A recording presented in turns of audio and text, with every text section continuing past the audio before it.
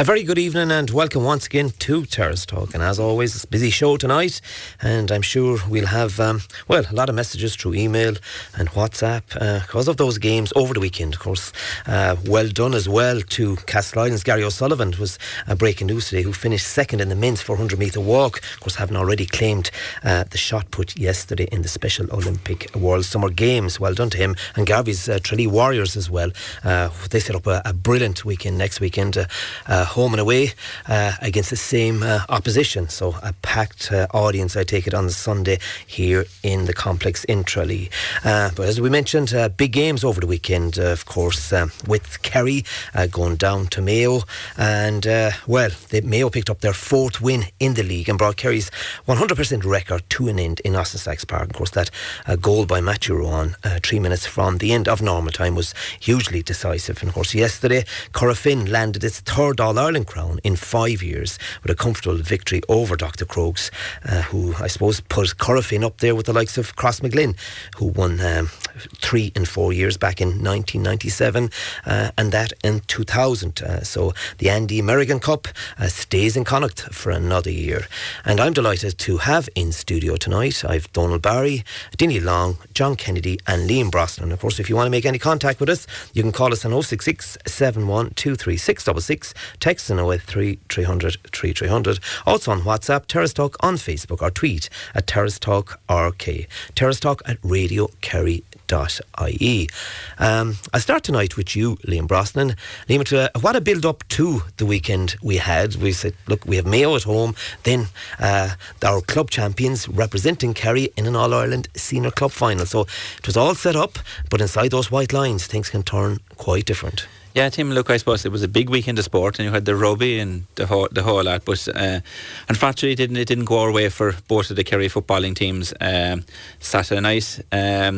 Look, I suppose conditions were tough. Anyone that was in there or watching on television could see it. It was going to be a game of two halves. It was going to be a game that you'd have to kind of into the trenches and battle it out. And even before the game, I feared that with Mayo, because I think Mayo are kind of I think they're a bit further down the line than what we are. I thought a bit of experience, a bit of strength. I think it showed really in a lot of the battles. I thought Vaughan there wing back, with Gavin O'Brien, probably won that, or midfield as well. So there was small things, but I do think, look, at the end of the day, it was a game that there was still only 2 points in it in the end. I don't think Peter Keane is going to be very much worried. There's, like we often said, you're always going to learn a lot more by defeat than you will by winning. We're after winning 5. So I don't know, did we learn a whole pile? I think we learned a lot from the game the last day. And plus I do think, like, it's looking like we could end up playing Mayo maybe in a league final. Was there a bit of toing and froing from the Kerry side of it? But at the same time, performances around the field, you'll be looking at fellas, you'll be examining fellas in the heat of battle. Are these fellas going to step up? I do think when Tommy Welch went off, I thought we were a bit rudderless up front. And that's where I know Paul Gainey hasn't been motoring very well for us for a couple of games, but I think that's where the likes of Paul Gainey would come in, would be an important figure for Kerry. And look, it's back to the drawing board now for next week. Roscommon are the same. They're going to be a big tough game as well up there now. Yeah, tough game. John Kennedy, conditions. We said, look, it rained, I suppose, on Friday night right throughout Saturday. Conditions are always going to have a huge impact, but I'm sure our listeners tonight will say that, look, the condition was the same for both teams. Yeah, conditions were bad, Tim. They were terrible. I mean, the wind and the rain, and I suppose there's great credit due to Joe Mahoney and the guys in Austin Stack Park for the condition of the pitch. It held up really, really well, and great credit to them. Conditions were the same for both teams, Tim. Disappointing from a Kerry point of view. I thought we were bossed all over the field really by Mayo. We saw Mayo a few weeks ago in Dublin, and in the last 2 games they weren't firing on all cylinders. I think they came with a mission, and particularly, their newer players. Rowan in the middle of the field and McDonough wing forward. I thought they were superb. Aidan O'Shea. They dominated the middle of the field totally, Tim. They bossed the game there. Vaughan from wing back, he was going forward. And, Kerry were sloppy.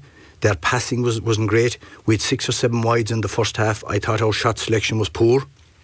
You know, it's the first time in the league campaign that we'd have to say that.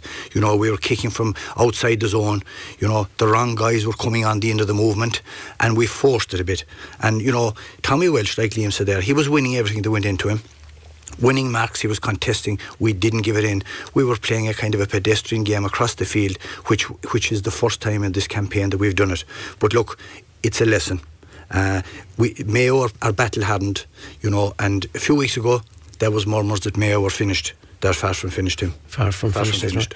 A lot of unforced errors, like John says, Dinny, that you know, the ball, we were going lateral at times, ball not going in fast enough, and maybe on another night Kerry play different, give that ball in the speed.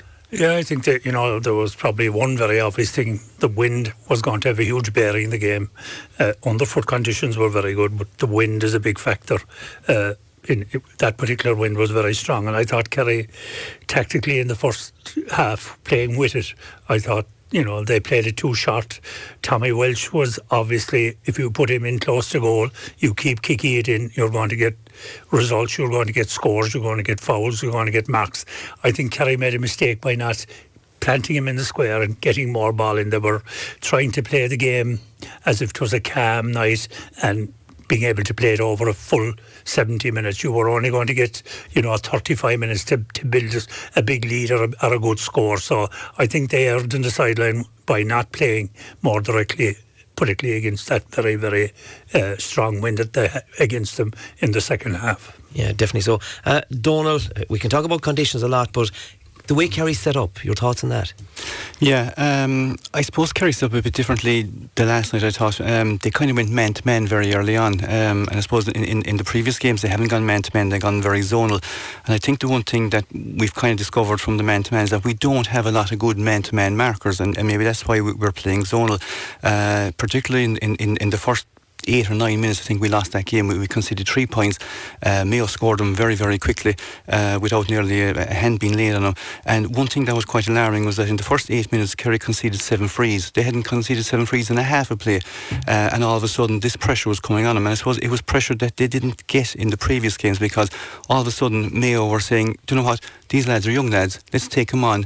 And you had, I think that the tone was set by Aidan O'Shea before the ball was thrown up. He knocked Tommy Walsh over twice, you know, before any ball went up, and he set the tone, and I think the other fellas followed. And I suppose John has said it, they won midfield. Matthew Ryan was absolutely outstanding. Not only was he big and he's strong, but he was athletic. And you know, we were talking about conditions, and both Peter Kane and James Horn said afterwards when the interview, conditions were the same for both sides, but it's the team that can manage the conditions. And I think for Mayo, because they're a little bit older, 26, 27, 28, they've been here before, they've played those league games. A lot of the Kerry lads, you know, they're summer footballers, they've played minor football, they haven't been exposed to this kind of condition. And do you know what? Probably a good experience, a bad experience by losing, but a good experience. It's a good experience, and do you know why? It's good that we lost. I'll put that out there fairly lively, because now we can have a serious look at the players, where when you're winning, you don't have a serious look. And I think Peter Kane's probably delighted that we lost. The one thing he said was that we only lost by 1 score, though, he says, and he took the positive all of it, that we didn't throw in the towel, we kept at it. Sure, and I think that is something that this team is showing. But on the night, the better team deservedly won. Yeah, definitely so, and keep those comments coming through to us. And I have to say hello to Helen and Martin Craig. They're listening to us in Manchester this evening. They're great listeners of Terrace Talk. Keep those comments coming through to us. We take our first break of the evening. Terrace Talk on Radio Kerry, brought to you in association with BrianJames.ie, leading the way for stylish menswear in Kerry. Yes, you're listening here to Terrace Talk tonight as we look back on the weekend's Gaelic football. Of course, the big game was Mayo against Kerry in Ossenstag Park, and of course the club final yesterday where Dr.Crokes went down to Corofin. Those comments will keep coming through to us, and I have 2 questions to ask. Why aren't our defenders doing what they're supposed to be doing? We have plenty of forwards. There's no need for them in attack, and we're wide open at the back last night, as in Saturday night. No one minding the house. And why is the goalkeeper coming out? He's not an outfield player, and that comes from Mossy. And Liam Brosnan, there's no better man to answer that.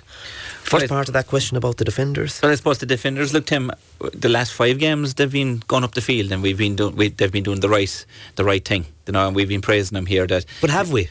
We have, and if you look at Corofin yesterday, you see where the trouble came from the Crokes. It came defensively with the Corofin half-backs, the full back line bombing up the field. And I thought with Kerry with Lash... But Liam, can I stop you now for a sec? They were keeping bodies back as well. They didn't totally desert the house. And we've mentioned it, we've covered it with up in Cavan. We've also covered the Monaghan game.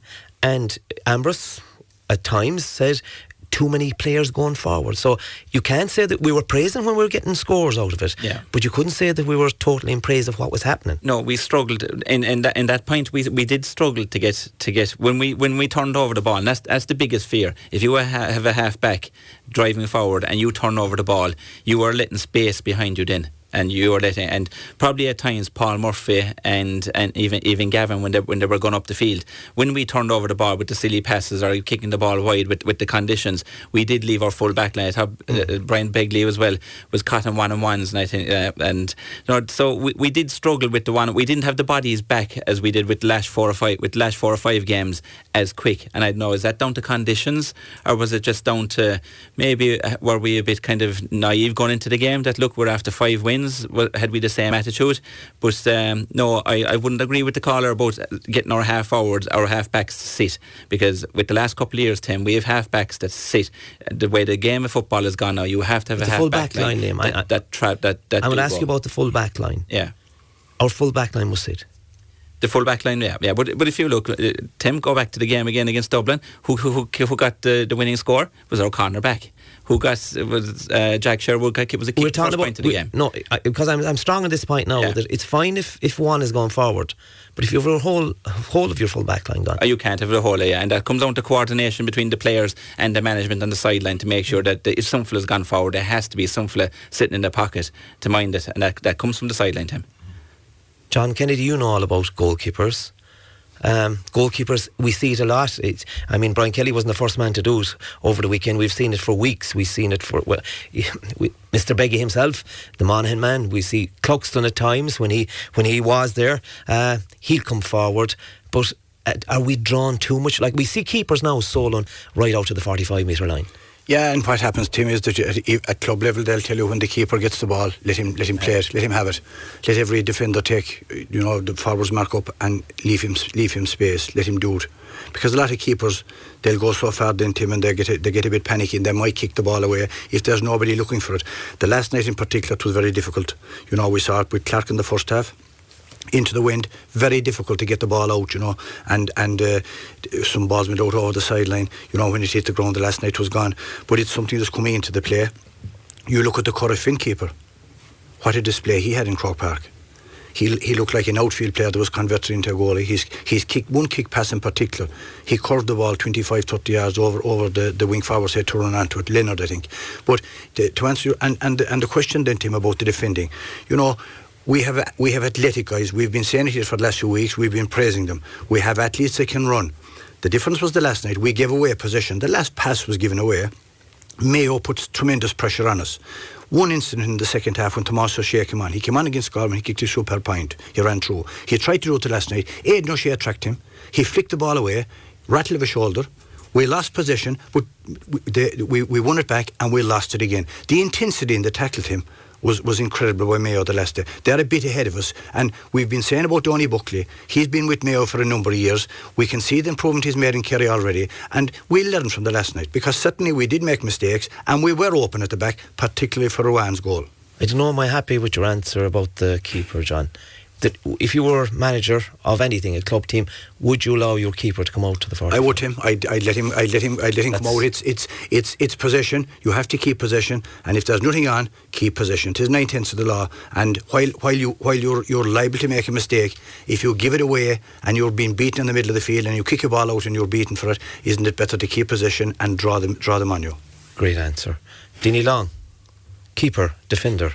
Yeah, it definitely is alien probably from your era, where your keeper wouldn't come outside the square, but nowadays the game has changed. Yeah, well, we have seen another new part of the game.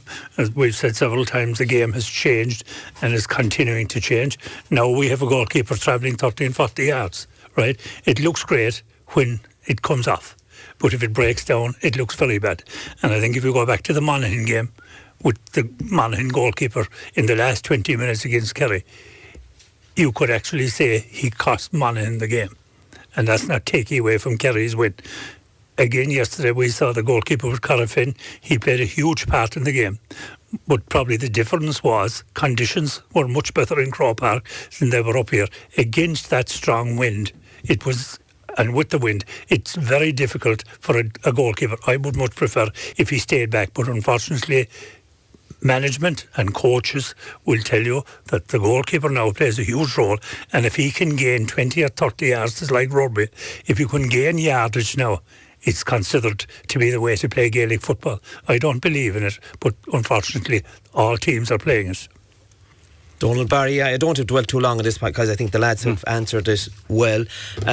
But all part, whatever, like we say, it wasn't just Brian Kelly that went forward. Every team does it now, and it's part of the current regime. But I suppose when teams retreat, so there's space for the keeper to come out. Yeah. But the tracking back is very important. If that ball is turned over, and we can say what we like about conditions, it was the same for both, but teams will have to learn that second, if there's a turnover, everybody has to come back and defend again. Yeah, absolutely. I think the problem the last day was that Kerry weren't clued into that. I mean, when Tom Sullivan and Gavin Crowley come forward, you have fellas like Darren Moyne, and they have to go back into the middle of the field. They have to expect that the ball will break down somewhere along the way, and they have to expect that they have to cover their man coming out the field. Gavin O'Brien as well. Sierra's going forward, but they have to go back as well. Bernard Power yesterday took the ball 16 times into possession from one of his players and advanced forward with it. The big difference, I suppose, there was that the Crokes players didn't push forward on it because this guy had a wealth of a kick that he could find somebody as well. And I think a lot of the goalkeepers today, they're good at kicking long, but kicking short to them it's nearly alien. And the biggest thing about players now is that the kick-outs, to win your kick-out, most kick-outs are picked up on the 21-metre line. So you're just pinging a ball across to somebody and you're expecting to get it back, and then you have it in your hands and then you're launching it down the field.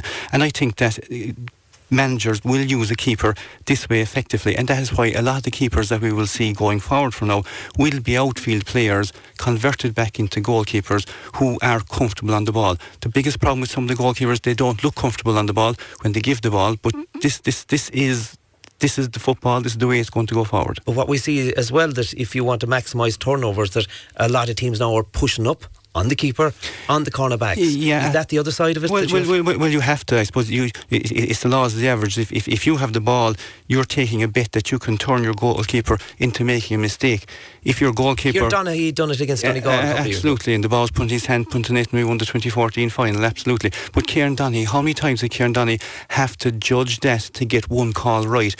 What I'm saying is that all full forwards today, they have to make 10 or 15 attempts to make that one call right, and it's the one that you get right wins you in All-Ireland, and the ones that you don't try at all, that's when you're left in your line and the ball is moving down the field. But I think to cover the wing back story coming forward, you need your midfielders following the space, you need closing up the space, and you need them expecting an attack to break down.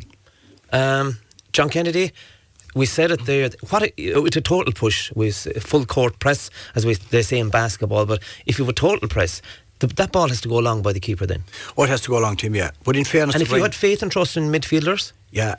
Well, Tim, it's about varying it really and getting the balance right, in fairness. And on Saturday night, Brian Kelly, he had a few long ones, We won some of them, we broke them. Mayo won quite a lot of them. He went short, but it's about getting the balance right. And if there's guys on, you have to. It depends on the movement in front of you. There wasn't an awful lot of movement the last night, in fairness. Now it was very difficult for the keeper. Conditions for kickouts was very difficult, and the ball was hanging in the air. And when Mayo were attacking the ball, getting a punch, you were driving the ball back into the 21-metre line.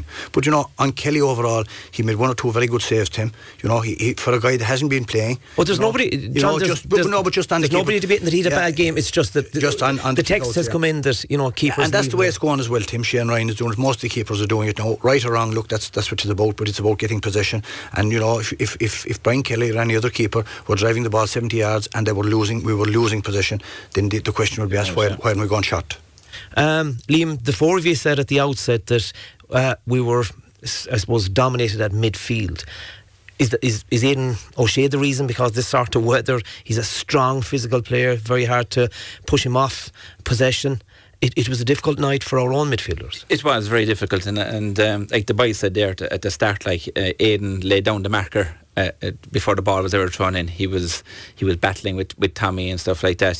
Midfield was a big struggle for us. And even getting back to our goalkeeper, I think when we were beat midfield, that link was gone to get into the forwards. And also, even when we go back to our debate there about our half-backs attacking, like I was watching Mark Griffin, like there was times when Mark just stood and never when Gavin went forward or when our Paul Murphy went forward, I'd be expecting Mark to sit into the defence then and sit until the boys got back. There was none of that. Well, look, Ruan is a fantastic find by Mayo. Very mobile. Very mobile. He unlucky that he might have another goal or two. He punched one over the bar. He had one save. So I think they might be after hitting something a nice golden nugget there between himself and Shane in the middle of the field. I do think, and I think a lot of people, I think Kerry midfield is still a problem.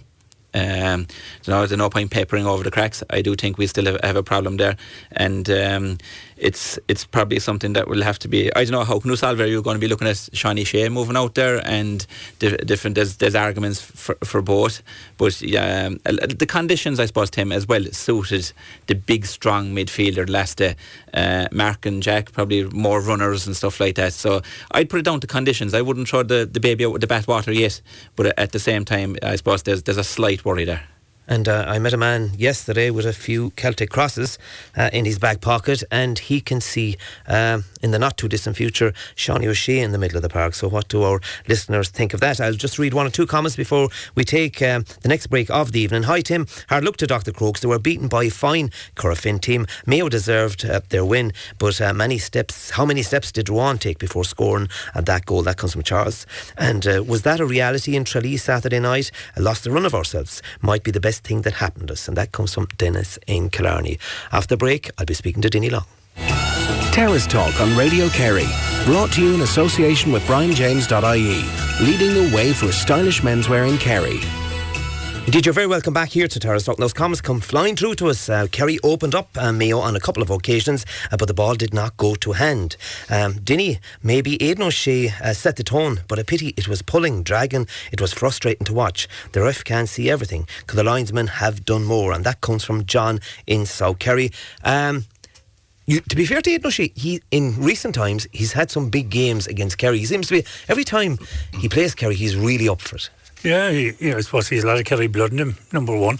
He played well. I'm not sure he's, the answer to Mayo's midfield when the weather is different and the top of the ground comes. He finds it difficult enough to get back. And again, we've been saying for a long time, it's a running game now. But the last night he had a marvellous game. But I think Ruan did more damage. And I think the problem did stem from midfield for Kerry's problems, that nobody seemed to pick up Ruan. When Ruan made a run, there seemed to be nobody picking him up, whereas obviously after the first 10 minutes it was obvious that Ruan was a runner and that he's athletic and he was going forward, and as we saw, he was able to finish with 1-1, which is a huge return from a midfield. So I think Kerry heard that they didn't put somebody on him, or at least somebody to pick him up when he left with a bit of space at time, wasn't he? He was in a pile of space. Like if you look at the goal that he got, like there was nobody within 20 or 30 yards of him. Now it was a great pass by McLaughlin, but at the same time, in the modern game, I don't think you should be isolated that much. And he was totally on his own. He had 30 yards to make, and for a midfielder and for a big man and for a newcomer to Mayo, he coolly slotted the goal, which was the difference in the end. Those comments come through as surely the letting loose of Ruan was a very basic mistake. If an under 12 did it, it would be a word in his ear post-match, and that comes from Pat in Kilcommon. Great win by Warriors in Galway. They really stood up when losing, and that comes from Kendall. And of course we mentioned that earlier in the programme. It's a great win and sets it up beautifully for the weekend for the basketball side of things. How's your hands, Mr. Barry? Can you field? Would we put you into the middle? Because there's a question here for you. Shane Ryan should be left in goal to build on the team. That comes from an East Kerry texter. Yeah, at the end of the day, there's three goalkeepers inside in the Kerry panel at the moment. They're being coached by an all-star, Brendan Keeley. And I suppose the one thing about getting time on a field is that goalkeepers, they improve with time. And I suppose that the one thing Peter Kay needs to do is that he needs to certainly look at all his keepers, and Shane Ryan has got 5 games, and I mean, like, that's 5 games. It's important that Brian gets a game as well. Absolutely. Sitting on the bench. Yeah, absolutely. But I suppose the one thing about Brian is that I'd say when he put on his gloves the last day and walked out in Austin Sack Park, he must have cursed himself because the conditions weren't conditions for a Not keeper. I mean, you're talking about kickouts. I mean, they're hard to complete, but when you have the conditions against you, and you have teams like Mayo who have enough experience to put a squeeze on you, you're under pressure straight away. Plus, you didn't have a midfield that they were winning clean ball either, so you couldn't go route one every now and again. Will Brian be between the posts next Sunday in Roscommon? I think he should. I think Shane Ryan has got 5 games. I think, it's about having a look at fellas, seeing what they've done, what they've achieved. I certainly think Brian Kelly done nothing at all wrong. Last night he made one fantastic save in the first minute of the second half. Had that been a goal, we would have lost by a lot more than a score at the end. I think his kick-outs, look, while they went astray, some of them, players weren't looking for him, and I mean, that really is other players having to look at themselves. I mean, there's no point a goalkeeper placing a ball down a tee, looking out the field, and there's nobody at all showing for it. That's putting pressure on, and that's against the team element of the 5 games that we've seen so far. I think the team ethos wasn't there the last night. I think we were quite poor actually team-wise the last evening.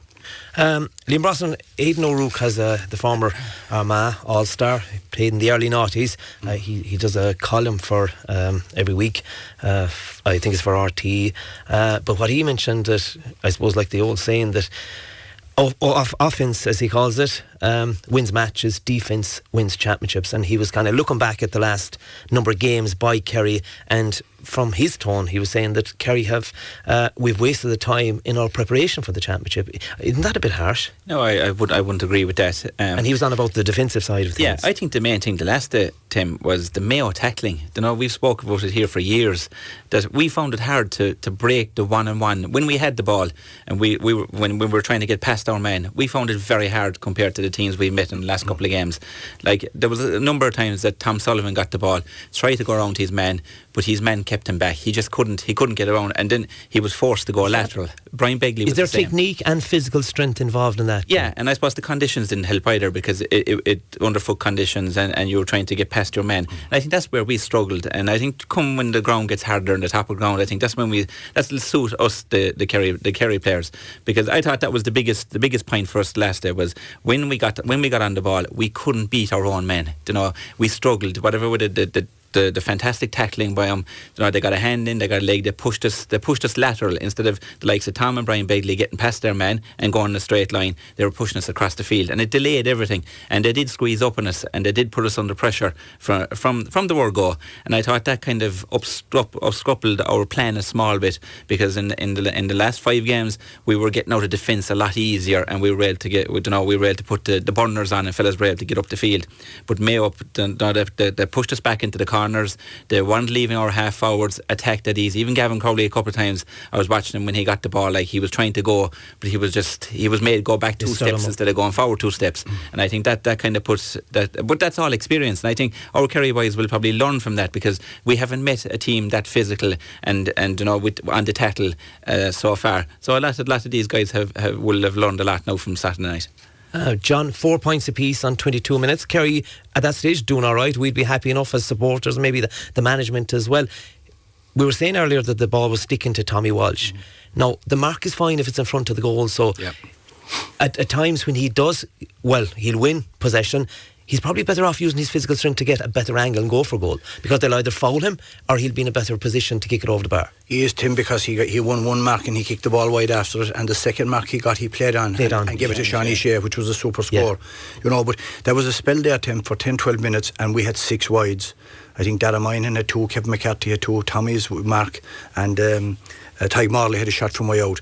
Like, that's 6 points. We needed to be 6 or 7 points up at half time with that wind. It would have been a totally different game in the second half if we weren't. And every time we missed, 'twas oxygen for Mayo. They were getting, it was relief, and we weren't putting daylight between ourselves and them. Somebody mentioned today, I think I actually read it somewhere, but to make a long story short, they were on about Tommy Welsh. He's fine during the league because the mark is there. Come the championship, it'll be totally different. But Tommy Welsh will win possession.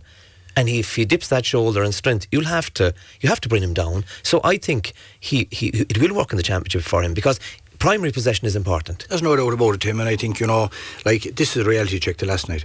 I think we're in a very good position. If we were told that we were going up to Roscommon in the last game to get something out of the game to qualify for a league final, we'd have taken it. A lot of players have been looked at, and I think that we have more players to come back, which is exciting. And Tommy Welsh certainly has been a huge bonus to us. He's come back, he's rejuvenated. He was really in the heap with a lot of other players that were not going to be there, we thought, at the start of the year. Tommy's come back, there's a new energy about him. He certainly has a role to play, and when you can in Paul Ganey and James O comes back, David Clifford, there's great optimism out there. But this was a reality check, and it needs to be looked at, of course. It needs to be discussed, and certainly I think the management will have learned far more from last Saturday night's game than they did from any of the other 5 matches, because we were tested in a lot of ways in bad conditions, and Kerry have been found wanting in bad conditions over the last number of years. If you remember the game at Croke Park against Galway last year, we failed to fire. It's something that has to be looked at, and whether it's physical power or whether it's conditions, you have to be able to adapt, and Mayo did it last night.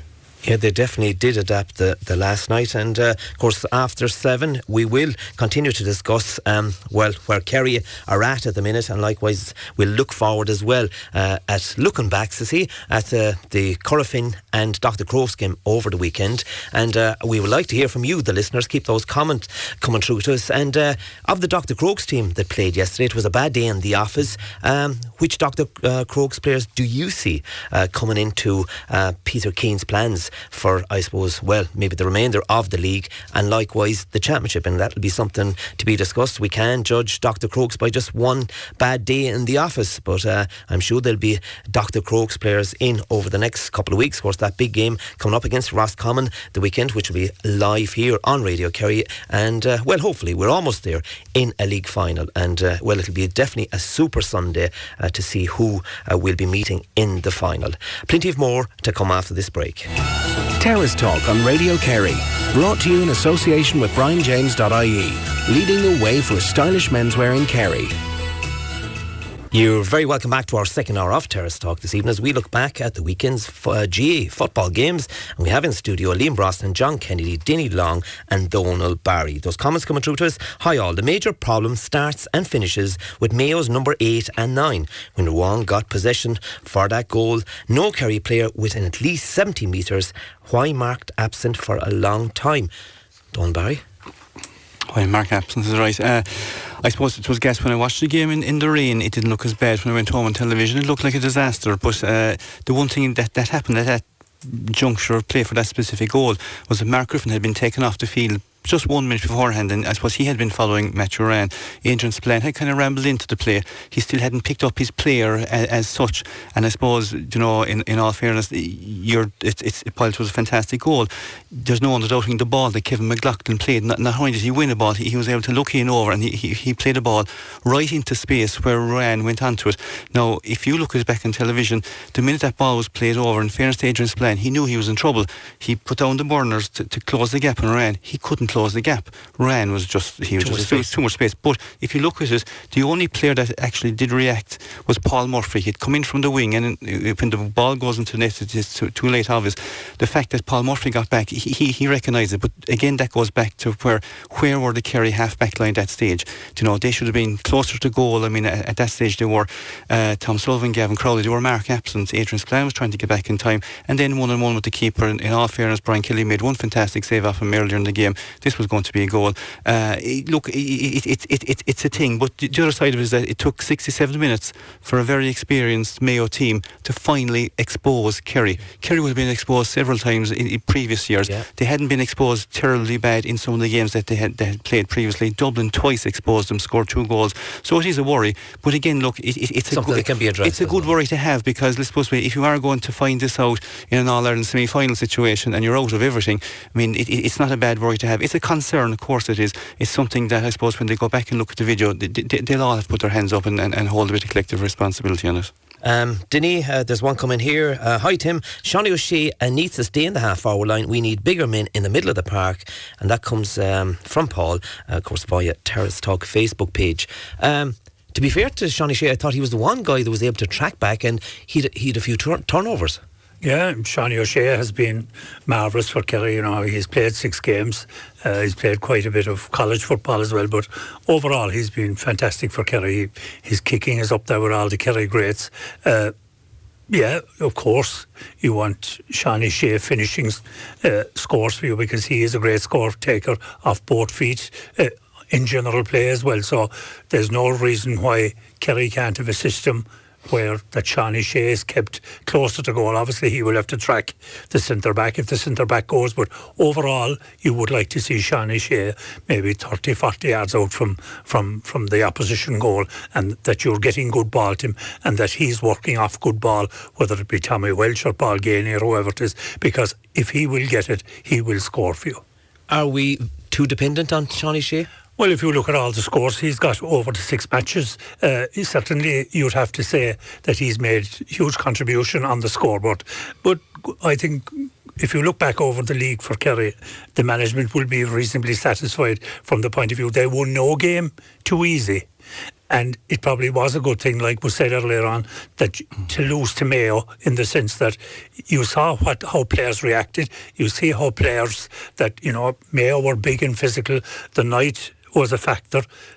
All those things will help the management to pick their best 15. And like Peter Kane said from the day one, that what he wanted to do was get the players to know the players, to the players to get to know him. And at the end of the day, they have 2 more matches. It looks a certainty that they'll be in the league final, which, whether it be Mayo, Galway or Tyrone, is going to be one of those 3. So you have a league final in Croke Park. You'll find out, and Kerry, when come championship, they'll probably be in a better position to know their best 15. Yeah, definitely. So those comments go through this. Aidan O'Shea could have been sent off on a black card before the throw-in for an off-the-ball fouling. Of course, for listeners, did you see that out there? Did you see it happen? And if you stick by the rules, maybe he should have gone. And why was Shane Ryan a drop for last weekend? That comes in from a Clarny text. I don't think he was dropped. It's a case of nowadays, I suppose, there's squad rotation, and it's very important that the likes of Brian Kelly gets game time. And well, I'm sure that's what Peter Keane was trying to impose on that game. Coming into the second half, John, your thoughts? How Kerry, would they do things differently because of the elements, the change of elements for them in the second half? Yeah, it was going to be very difficult, Tim, playing into that wind, but like Donal said, after 68 minutes there was nothing in the game. And going back to the Match Rowan's goal, I think that it was a case of Kerry were attacking to try and win the game at that stage, and we got caught. I think it was James O'Donoghue. There was a ball turned over. It was a free for Mayo. They took the quick free. We were caught, really, really caught out of position, and it was a superb bit of skill from Kevin McLaughlin to give it to Rowan, who scored. That's how close it was, really. We were in the mix, and it was always going to be difficult to score in the second half, because that wind, it got worse with the driving rain and sleet. So overall, what Kerry will learn from that, and what the management team will learn from it, that we started well. We had plenty possession. We didn't put the scores on the board, and when you don't at that level, within the conditions, you were always going to suffer, because it was definitely going to be a game of 2 halves. And ultimately it came down. Look, we had a few chances. Both Tomas O'Shea was going through. He was dispossessed by Aidan O'Shea. Could have been a score. 1 or 2 blocked down, and Mayo got the goal at the other end. Very little between them, but a lot to be learned from the Kerry management. John, you said earlier that the problems around the midfield. What can you see happening to fix it? Yeah, Tim, we've been going reasonably well around the middle of the field. Look, I've been saying for some time about Mark Griffin being out there. The last night they came up against 2 guys bang on for him. Aidan O'Shea, like Donal said, he put his marker down at the very start. He pushed Tommy Welsh, and it was handbag stuff, but he wasn't there just to play the game in bad conditions. He put down a marker. And Matthew Ruan, he's been the find of the year for Mayo and for James Horton. They're probably on form. They're 2 of the best midfielders throughout the league. We were second best in the night. And that a lot of our problems stem from that. Our half-back line were under pressure because we weren't winning clean possession, and surprisingly we weren't winning a lot of the breaks. The Dara Moynihan's, the Diarmuid O'Connors beforehand, the Gavin O'Brien's, they were snapping up those breaks. We didn't get them the last night. Mayo were hungrier. Vaughan, the experienced players, Vaughan and Barrett, O'Shea and Kevin McLaughlin. John, if we were to meet Mayo again, would the same thing happen in the middle of the park? Well, Tim, when the mighty Dara, and we had him in here, I'm delighted to have him a couple of weeks back, that during his time, you'd have to say it, and Dinny knows all about that midfield diamond, that you bully the opposition. And that's what Dara, because of his physique and his fielding, Dara did that to players. Oh, there's no doubt about that. Do we need a player of that stature to bully the opposition? Yeah, have we got him, Tim, is the question. You know, we've been, to be fair to the management team, they've tried different guys, they've continued their rotation, you know. They've kept the nucleus of the team, which is very important, and they're bringing in 2 or 3 new players for each game. You're not throwing a guy in at the deep end. So I think that, you know, David Mohan has to come back in all the time. He's carrying the injury. But look, Jack Barry and Mark Griffin, they were the in-form pair in the last few games. We were happy with them. The last night they came up and they were beaten fair and square. And, you know, there's no excuse. That will always happen. But the worrying aspect is that for the breaking ball and for the ball that should have been won on the ground, we weren't getting in there winning it, and that is a worry. Liam, a text has come in. After 5 minor All-Irelands in a row, can we not find 2 midfielders? Get Mark O'Connor home as soon as possible. Yeah, look, that would be... That being marked down in Australia. That would be the ideal scenario. But look, I suppose Peter Keane is playing with the guys that as I said, that are available to him. Look, we are after 5 good wins. And now, as we weren't outstanding in the 5 of them in the middle of the field, but at the same time, they didn't do a whole pile wrong. Like I said at the start, I wouldn't go mad now about changing everything because of one loss. At the end of the day, we were only beat by 2 points on a horrible night for football. It suited the Mayo. I think experience won it out at the end for Mayo. You know, the breaking balls and stuff like that. Darragh Moynihan, who had been playing very well all along, just didn't go for him. I thought after the first 1 or 2 balls that he kicked at goals and they didn't go over for him, probably a bit of confidence, pushed off 1 or 2 balls. Same with Gavin O'Brien. But look, you're dealing with the likes of Donal Barry there and the Chris Barretts and these guys. They're experienced players, and Kerry can only learn from this performance.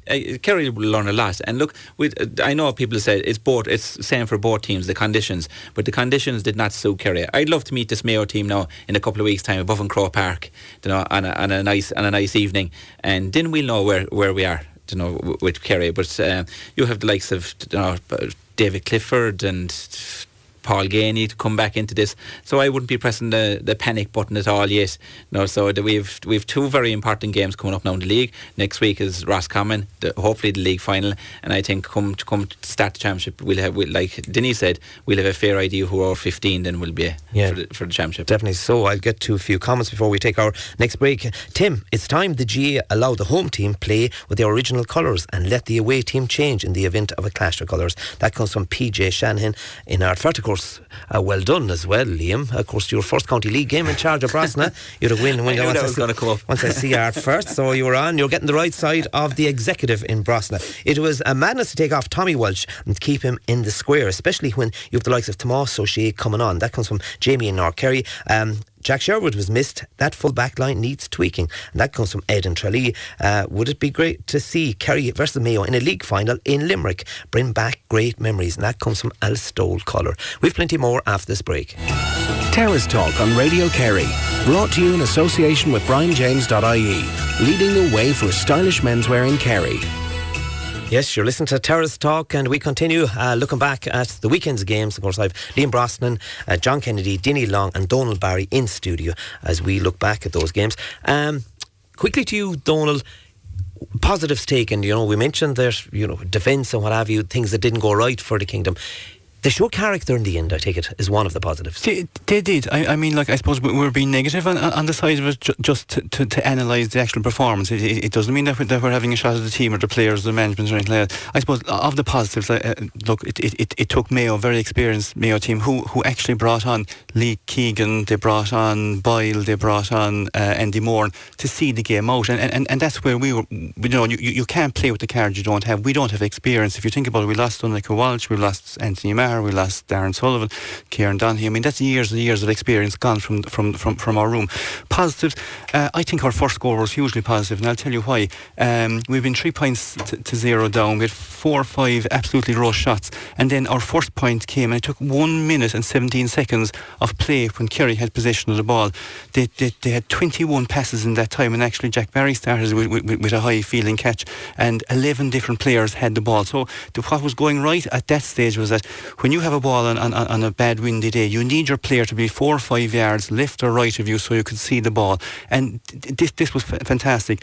Then going to the second half, what happened? You had Stephen O'Brien down in the corner. First of all, he was 1-on-1. Next thing there was 2-on-1. Next thing there was 3-on-1. He turned around. There was no player within 40 yards. He kicked the ball back down the middle of the field and we lost possession. Tom Sullivan, again in the second half, he, after winning a free at the sideline, he looked up. He had the ball for 5 or 6 seconds. Nobody wanting the ball, and in the end he kicked the ball really kind of foolishly up the middle of the field, lost possession again. So the good things were that when we had possession and we had men running off him, we were hugely positive. And if you think about it, that came Sean Shea's first point, and actually he was nearly in goal for that. Negative was that when we isolated our players, we were in big trouble. And I suppose the one thing about the Mayo thing, particularly on that, was that Mayo knew that they were going to win this game on strength. They knew they were going to win it on power. Kerry had accuracy. Kerry had hunger. Kerry had heart. But, you know, on nights where the conditions go against you, you need a little bit more than hunger and heart. And I think at the end of the day, we only lost by 2 points. We lost by 1 score, actually. And I mean, there's huge positives out of it. And another huge positive out of the team is that we now have questions that we can ask about certain players that we didn't have beforehand. And the management want those questions asked as well. They want to see why Brian O'Begley got turned over a few times. Is Paul Murphy a centre back? Did Tyg Morley really fill in instead of Jack Sherwood? I think Jack Sherwood was a huge loss. Our 2 midfielders, yes, they were under massive pressure. But you know what? Isn't it better to be under massive pressure against 2 performing midfielders now than in the All-Ireland semi-final? So very important. And it all goes back to what Peter Keane says, that he's learning about the team. The team is learning about them, and they can address it. Yeah. And they can address it. Those comments come through to us. Why, and that's actually coming in quite a few texts tonight, why didn't Kerry wear the green and gold instead of that wet, terrible colour? And that comes from Jerry in Tralee. It was a disaster of week for sport. Ireland lost the rugby against Wales. Man United then lost in their FA Cup, and then Dr.Crokes lost. And that's come from Tom and Killarney. I agree with you there, Tom. It was bad if you were a Man United follower, and of course we're all Ireland followers, and Dr.Crokes were representing the kingdom. Lads, we lost by the game by 2 points. Let's move on and learn. Our lads are young. No need to panic. Dublin aren't panicking. And that comes from Tom in the Mall. I wonder, is that the Mall in Dewar or the Mall in Knocknagoshel or the Mall here in Tralee? But I don't think, Dinny, any of us are panicking. It's just that we're looking at the game in its entirety for the 70 minutes and the pluses and the minuses that get through in it. Yeah, Tim, and it's only the league. And again, the Kerry management said that that's what they were going to do for the league. They were going to see what the players were made of. They've got a lot of the answers that they were looking for. They, as I said before, they played their 6 games. They didn't win any game. They fought out great results against Dublin, against Galway, against Monaghan. So they were great games for the Kerry management and for the Kerry players. The last night you lost by 2 points against a very seasoned and strong Mayo team, a Mayo team that had been hammered by Dublin and Galway in their 2 previous games. So they were, out to set a marker for themselves, and I'm sure James Horton gave them plenty stick with the last 2 weeks, and this was a great opportunity coming down to Tralee. Possibly the younger Kerry players, the new Kerry players, let's call them, maybe they said this playing for Kerry is very simple. We've played 5 games and we've won them all. So they're young. They're young. Of course they are. And the Darren Minans and the Gavin O'Briens and even Shawnee Shea and these fellas, Tom Sullivan, young Begley, all these fellas are only 20 and 21 years of age. So from that point of view, what they did and what happened last Saturday night, a small hiccup, but nothing to get excited about. But what will happen is that it will tell the Kerry management if these fellas are able to move on to the next step now, to a league final, and then are they, after all the games, how many of them can put up their hand for championship places? And that's, the management will be delighted with that. John Kennedy, what's your team for next Sunday against Roscommon? Is it important that the likes of James O'Donoghue gets more game time? He came on, I suppose, very important before the end of the league. You don't want to be going straight into championship without games played. Yeah, he probably will, Tim. I wouldn't have envisaged too many changes, being honest with you. I'd say it will go along the lines of the team the last day. Maybe not start James, bring him on again, give him a half. Probably the same for David Clifford, maybe, because I think the important thing is that the confidence that they've got in the opening 5 games, there was continuity there. These guys were they made mistakes while they were winning. They were learning from that. And, we'd probably be in the league final, Tim. That's brilliant. You know, the more exposure they get now in high tempo games, the better, because teams are getting fitter now. We're coming towards championship, and now's the time to be delivering. Really, at the start of the year, I've said if we could keep our Division 1 status, it would be great, because with a new management coming in, going to be changes, a lot of new players being used. We're way ahead of the expectations, Tim. This was a little reality check the last night. Now we have to go to Roscommon. We need a result. That won't be easy in Roscommon, because they have something to fight for as well.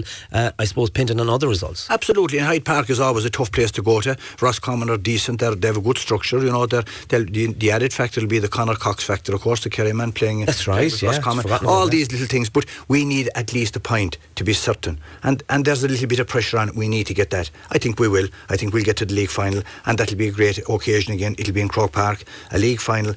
You know, it's all progress, Tim. You know, when we started off and a new management team came in, it was about giving players game time, making switches, trying guys in different positions.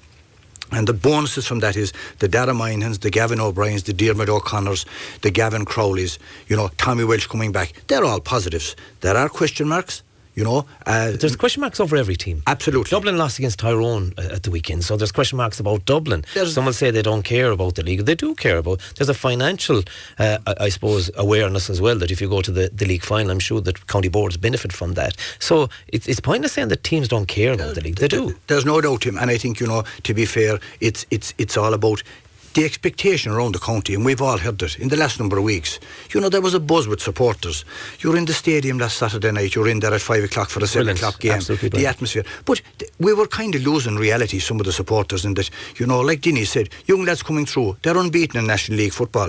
A reality check is no harm. Very important. And you'd agree with that as well, Liam, that you take it that when Peter Keane and his management team got their positions, got that ticket to take care of the kingdom, like, not many believe that we'd have won five games in a row, would they? So we have to credit, you know, the Kerry management here and the players to be in the position where they are at the minute. But it's only just tonight is just a constructive criticism that, look, this is what we see, and I'm sure the management team see it as well. Exactly, and it's only a game we lost by 2 points. And look, being realistic, like if we all sat around the table here 2 months ago and we said we were gone up to play Roscommon with one leg in the league final, we'd take it with a heartbeat. And plus, look, the teams that we have played here, the Mayos, the Dublins, the Tyrones, the Monaghan's and the Kerrys and Galways, them 6 or 7 teams, they're the teams that are going to be competing for Sam Maguire, realistically. And there isn't much between, on a given day, there isn't much between them 5 or 6 teams. You know, so it's all about experience, and I think Saturday night will benefit the Kerry boys a lot. You know, there's a lot of young fellas there, like Dinny said. Maybe they thought it was a bit easy. Maybe this wearing this Kerry jersey at senior level is getting a bit easy. And I think it's going to be it was a good eye opener Saturday night for him, and it's something, you know, that I think Peter Keane, I think a lot of his interviews after, you could see that he wasn't disappointed. You know, we all know that you learn a lot more by defeat than you by winning, and he has one leg in a league final, so it'll be an extra game above in Croke Park, a final for the boys, and roll on the championship then. So I think there's a pile of positives there. Liam, all this bad weather, I'm sure it benefited your trade, your business, this flash flooding around the county. What are people that you call to on a daily basis from north, east, south and west of the county, what are they saying out there? Well, basically they're saying, Tim, our winter is in March now. January, February was lovely, but our winter, so can we call off the National League in March and we'll play it in January, February? But a lot of people are actually saying that as well. It's no, you'd hear that old line that it's not the weather for football. It's very unusual weather, you know, for the month that's in it, and I suppose Saturday night with the shower there in the first half, it came down like a sheet. You know, even the umpires who could see that if the ball went over the bar, they probably wouldn't have seen it because they weren't looking up.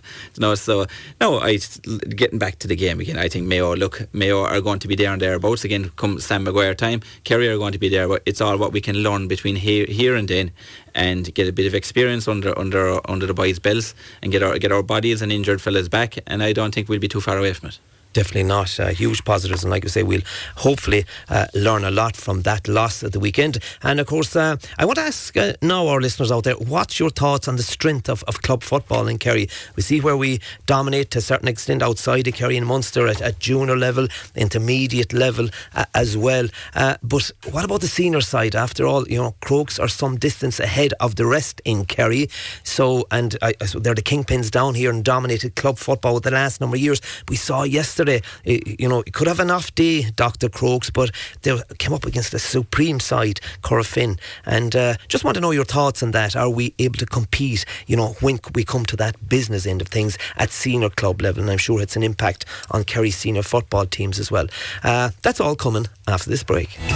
Terrace Talk on Radio Kerry. Brought to you in association with BrianJames.ie. Leading the way for stylish menswear in Kerry. Indeed, you're very welcome back here to Terrace Talk. Now it's time to speak about Corofin and Dr. Crokes and yesterday's All-Ireland Senior Club Final. Those comments come through to us. Corofin are a seriously conditioned team, both physically and mentally. Their special awareness and understanding of each other is out of the ordinary. They are always commit numbers around the ball carrier, especially going forward. No egos on the team, and that comes from a Galway listener. In terms of what Crokes player might get on the Kerry team, maybe Gavin White, but he is captain material. And I should have a member of the Dr. Crokes Club, actually it's the chairman of the Dr. Crokes Club on the line. It's Dennis Coleman. Good evening, Dennis. Good evening, how are you doing? Not too bad. You're very welcome once again to Terrace Talk. Dennis, I suppose the feeling is of utter disappointment. You reach an All-Ireland Senior Club Final, and the next thing, I suppose, a fairly heavy defeat for you in a club final, and I take it all those lads are taking it difficult today to deal with that. Look, we were all very disappointed yesterday. There's no doubt about that. And every one of us turned up yesterday expecting a big performance from the team. And I think all the players togged off yesterday and went out to play the game of their lives, and it just didn't happen. And that's the beauty of sport, or the awful part of sport, is that you can never predict what's going to happen. Yes, they're very, very disappointed. But we're massively proud of them. They've put in a fantastic year again this year. It requires huge commitment right through the club to support them. And we had a couple of very special moments afterwards. Obviously the players were very disappointed, but we had a train coming down from the game last night, and when the train pulled into Killarney, everybody waited on the platform, and they formed a guard of honour and clapped the players out of the station. And, that's the kind of stuff that gives them a lift after the game. We came together, and there's a tradition in the club now of having a lunch on the day after big games like that. And, we had a lunch today, and they're nearly more important on the days that you lose because all the players were there today, and it gave them a sense that the club is really, really proud of them. And, we lost the game yesterday. But certainly listening to the players and to the captain talking after the game or today, there is a real sense that they're not done, and they're looking forward to getting back playing again shortly. When the game, I'm sure it was dissected and analysed over the evening and right through today, what went wrong, Dennis? It's hard to put your finger on any one thing. Sometimes you'll need 12 of your players to play really well on any given day, and to be fair, I don't think we had that number of players who could stand up and say they played very well on the day. You need the bounce of the ball to go with you as well. And yesterday, in a strange way, we had 3 great block downs in front of goal, and Corofin scored 1-2 off the 3 blocks, and the ball broke for them. No, I don't want to take from Corofin. I thought they were exceptional yesterday. And, if everything was right for us, they may still have won the game because they were. It was just an unbelievable performance by Corofin. Yeah. But, no, it's just on the day, and I suppose I watched the rugby on Saturday as well, too, and we were expecting a big performance from Ireland. We didn't get it. These are the things that happen in sport. But our amateur players are going to go back at it again now. I mean, it's crazy in a way to think that they're going to be playing County League this weekend and they're going to be back playing Championship in a couple of weeks' time.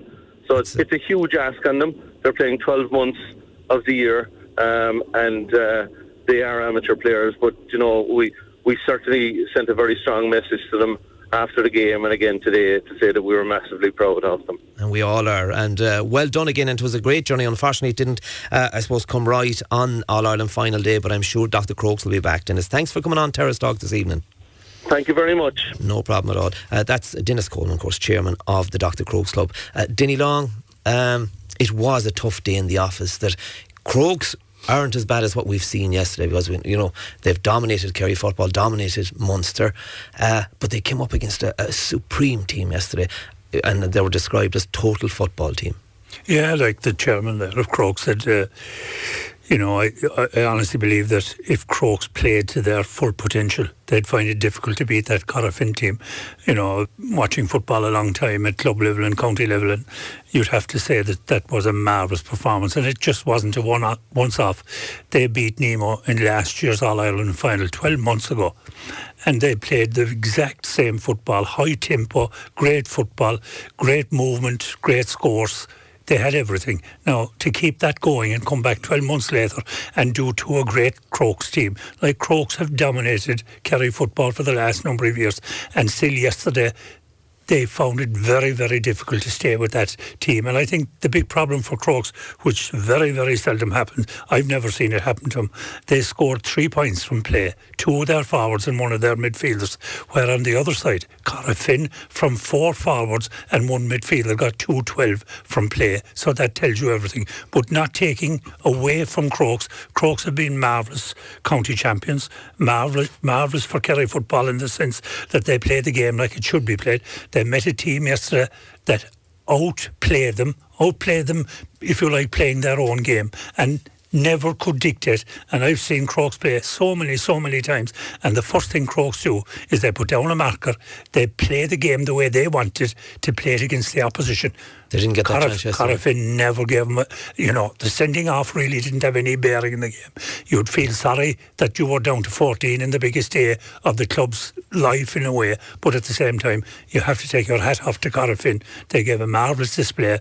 They're proud All-Ireland champions, and to do back-to-back at club level over 2-year period, fair dues to them, they were fantastic. Donal Barry, yesterday we talk about purity in football, and a lot of people coming away from the game yesterday even said that Kevin Walsh, the Galway manager, should take something from Corofin's performance. The foot pass.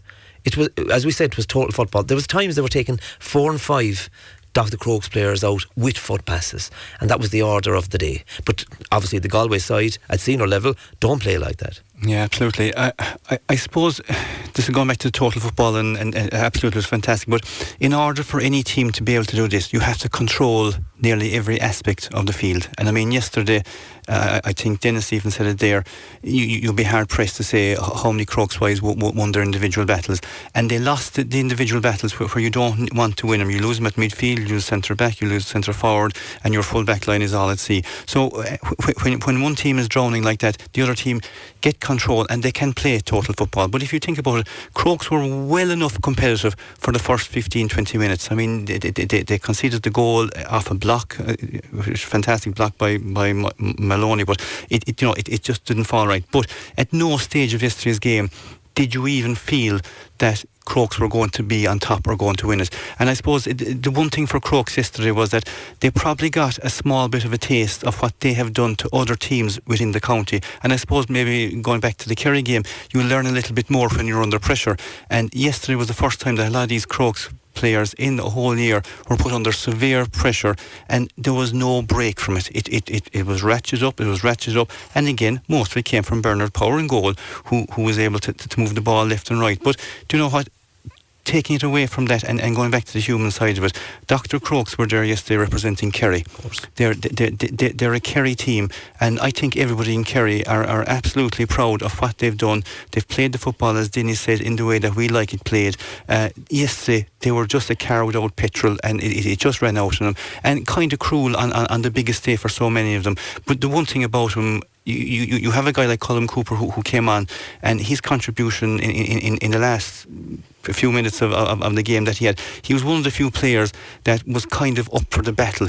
He was able to throw the shoulders around. He was telling the players move up, move down, the whole lot. And I think, do you know what, maybe Crokes were missing a little bit of leadership at times on that day. Now again, as I said, Corofin were absolutely fantastic. They did dominate it, but they dominated because they had power, they had pace, and the other thing that they had was they had two absolutely fantastic wing backs in Kieran Malloy and Dylan Wall that nobody in the Crokes have come across in any team within the county. And do you know what? It doesn't speak well for Kerry club football when your team or your best team in Kerry, who are conquering everybody at their ease, are shown up like this. Liam Brosnan, when we talk about total football, it's like going back to the old famous Kerry team. The man beside you was part of that, the golden years.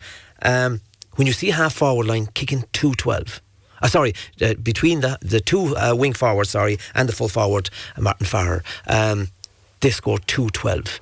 The scores were coming. That they dominated the half back line of Dr.Crokes, those wing forwards, but they were getting scores. And it was made so easy from Tim, because when you had a half back line that were attacking and they were creating the overlap the whole time, and midfield there, Dahi Burke there, middle of the field, there was just a constant onslaught of overlaps. So, and the boys were just finishing them. That's all the boys would like. If you look at a lot of the scores that they kicked, they're probably one of the Crokes men within 5 or 6 feet of them. You know, they had that little bit of space to kick the ball over the bar. I would agree with Donal. I think Corofin did the Crokes yesterday what Crokes have done to so many teams here in Kerry in the last couple of years. We got to take our hat off them. Look, they're champions of Kerry with the last couple of years, and you know they've carried the cannon. They've done a superior job.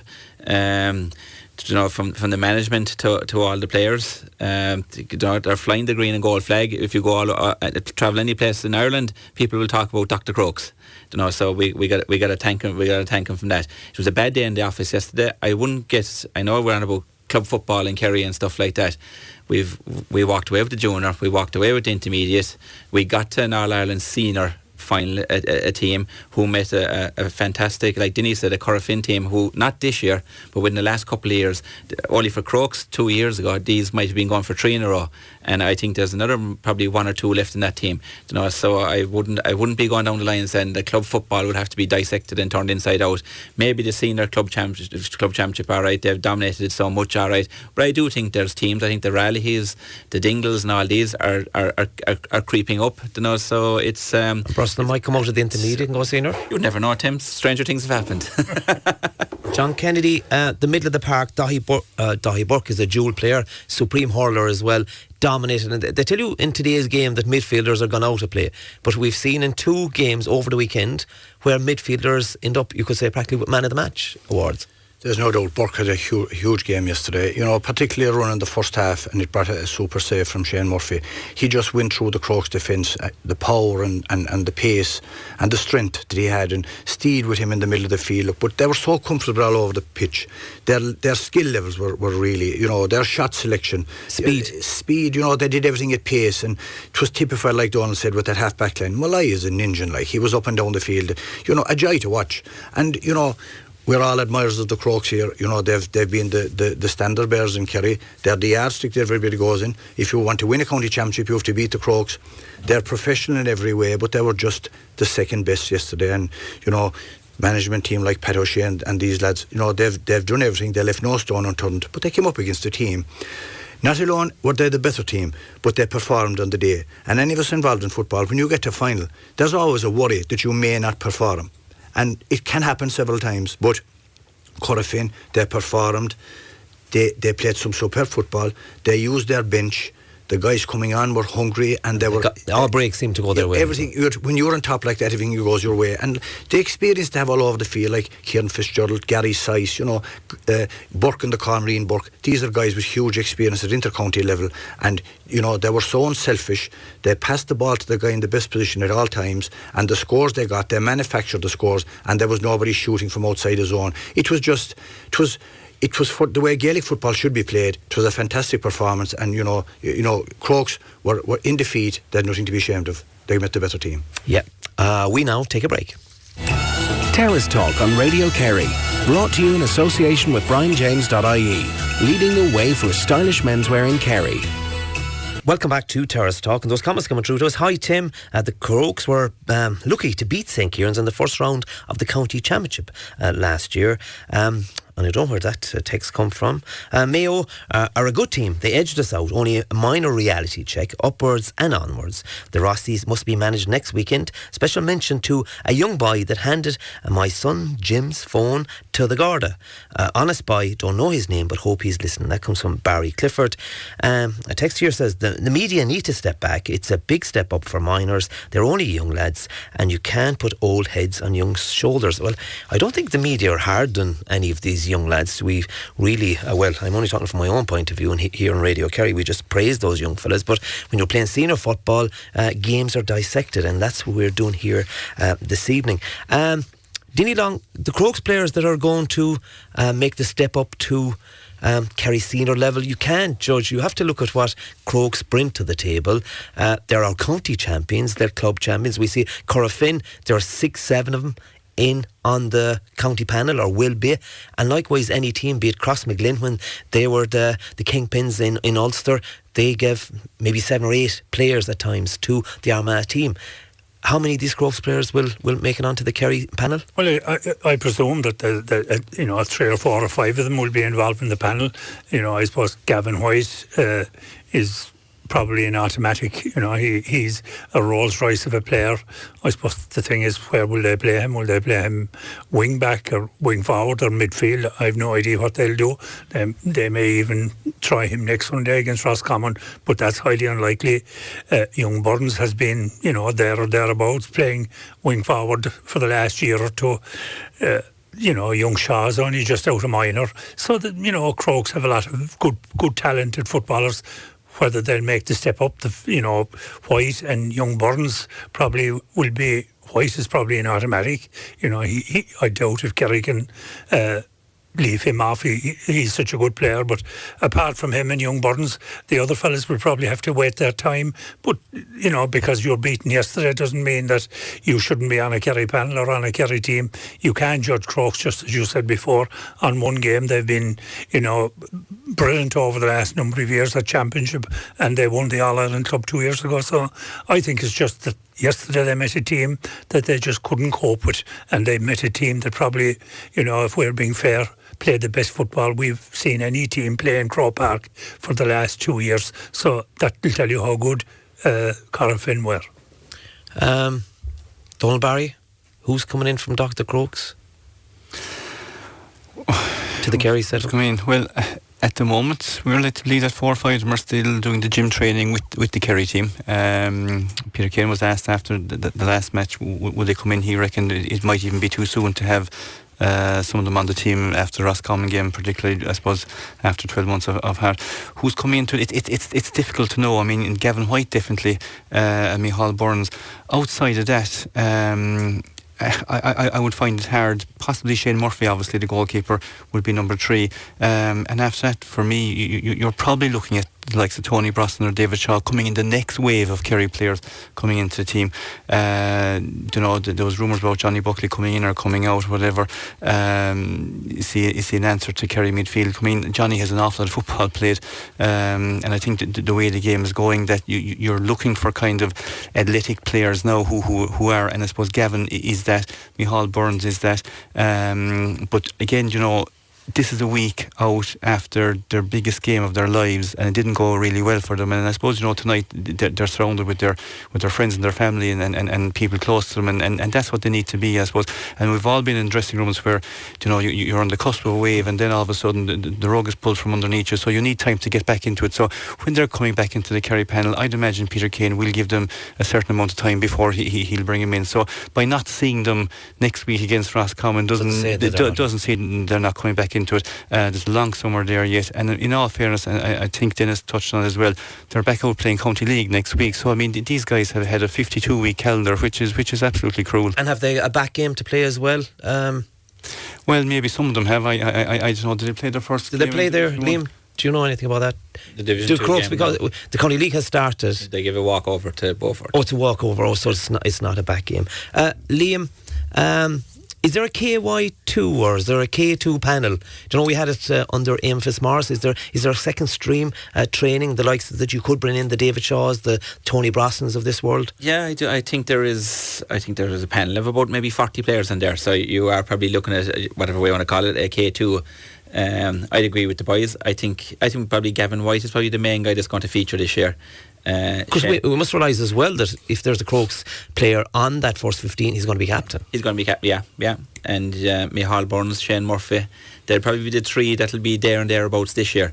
Then you'll be looking at the likes of maybe David Shaw. I think Michael Potts is in there, heading with the college. You know, these fellas. I think Peter's developing the likes of them, as you say, for the next wave. You know, so I'm just looking at the subs there in Dr.Crokes, and I had 3-4 those guys with the college now this year, and they're still like the Crokes are going nowhere. Mark O'Shea, fantastic footballer. Brian Fitz. Mike Potts, as I just said, you have Billy Courtney, who's there, Larkin McManaman, who came up to development squads, David Nocton, who has an All-Ireland minor medal as well. You know, so believe me, the Crokes are just because they might be down tonight and disappointed after yesterday, but the Crokes are going to be a kind of a force to be reckoned with still in the next 12 months in Kerry. I suppose one man that's total Crokes. They're all total Crokes as far as the board is concerned, but this guy eats it, drinks it. Football, he's consumed by the whole thing. Pat O'Shea, one of the best coaches in the country. Will he? I suppose I know he's got a promotion in his job apparently, or whatever he's with in that. You'd know more about that, Liam, the coaching side of it. But a lot of pressure, and especially with a team like Crokes. Do you think he'll stay on? Yeah, there's rumours, Tim. You know, it's a time. It's, you know, training the Crokes and managing the Crokes is like being with an inter-county team, because you're going 12 months of the year, you know, and they're, I mean, how long have they gone unbeaten in Kerry in County League and in Championship? It's an incredible run, and they have an incredible bunch of players, and I suppose it's down to the coaching. And as Dinny said a while ago about Corofin, you know, you look at any Crokes player that comes into Kerry setup, he has all the skills, he's left and right, he's comfortable on the ball, and that doesn't happen by accident. That happens from the training pitch and from the coaching they have in place. And, you know, from under 6s or under 8s up, you know, the Vince Coopers and the Vince Cases and the Pat O'Sheas, there's great guys involved. Bratty Calhans, all those guys. Edmund O'Sullivan now coming yeah, great guy. You know, these guys they're incredible, and in no time would involve Liam and all that with the under 21s or minors. When you go back to Crokes for training, you got the pitch. They were out there, and they were rain, hail or snow, and it was all skills that they were doing, and that's why. And it's their way to what's in Kerry, and they're not going to go away, and they'll be disappointed tonight. The next level they want is the All-Ireland level, because they've conquered Munster, and it's the All-Ireland level, and they just came up against an incredible Corofin side yesterday. And going back to the players, you look at David Shaw and Tony Brosnan, they'd be on any other inter-county panel. There's no question, doubt about it. They've been kicking the lights out here in Kerry in the county championship. They'll have to be inside in the training panel.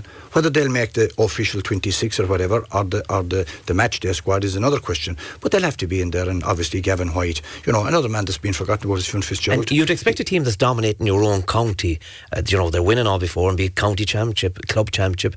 You'd expect more than one player inside. Otherwise, there's something wrong with our football system. There's no doubt about it. They'll have 6 or 7 inside there, and how many will make it eventually remains to be seen. But it's all good for competition. It's all good for Peter Kane, because the panel is getting bigger, the intensity is rising, and, you know, we're coming into the summer months where skill and football is going to count, and certainly it's an addition to have these guys coming in. And a quick word, SD, obviously you'll win your own club championship.